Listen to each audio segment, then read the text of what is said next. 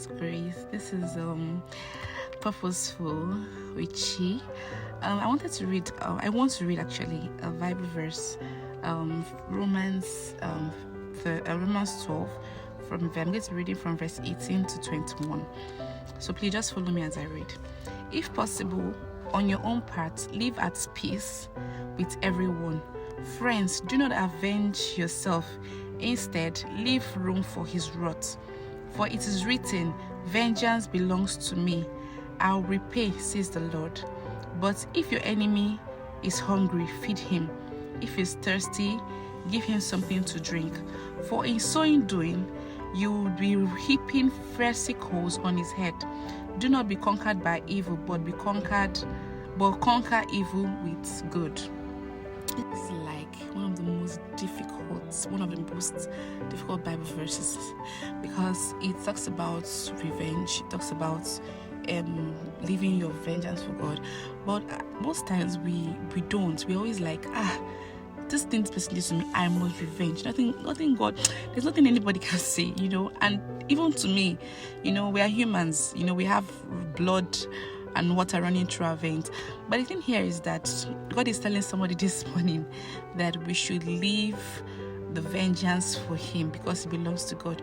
When God comes in us, when God comes into your situation, or when God comes into that problem, or when God stands for you in the midst of troubles, adversaries, in the midst of your enemies, do you know what happens?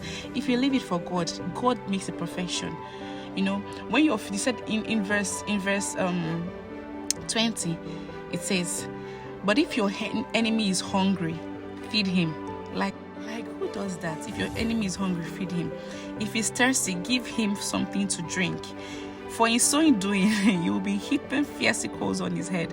You just make your enemies very confused. Like, why is this person doing this good to me? Why is this person being so nice to me? You understand?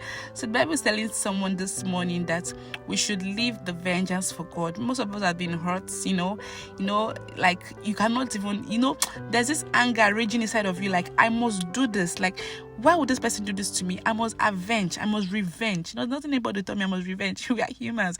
I also feel that way most times. But the Bible is telling us this morning that we should not have any, we should not avenge, we should not revenge, that we should hold on to God and God will revenge for us. We should hold on to God and God will step into our situation, our problems.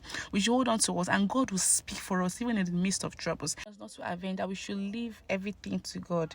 Some people say, I leave it to God, I leave it in the house of God, I leave it to God. That's the best though. But it's very difficult.